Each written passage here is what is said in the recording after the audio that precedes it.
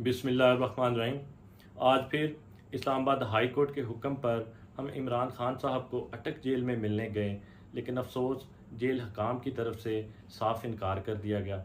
Islamabad high court अपने फ़ैसले में क्लियरली ये बता चुका है कि हर हफ्ते मंडे से लेकर सैटरडे तक वकला, फैमिली और डॉक्टर्स किसी भी टाइम जाके मिल सकते हैं।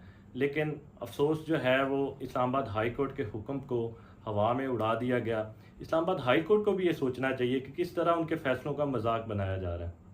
दूसरी तरफ इंसाफ का दोहरा मयार ये है कि इमरान खान साहब को जेल में आज 11वां दिन है, लेकिन सेक्रेटरी होम ने प्रिजन रूल 242 के तहत ये फैसला करना था कि इमरान खान साहब को किस क्लास में रखना है, लेकिन अभी तक वो फैसला ना किया गया। इमरान खान साहब को उसी क्लास में, उसी हालत में रखा गया, उसी तरह वो पुराना छोटा सा सेल, छोटा सा कमरा, ना उधर सामान रखने की जगह,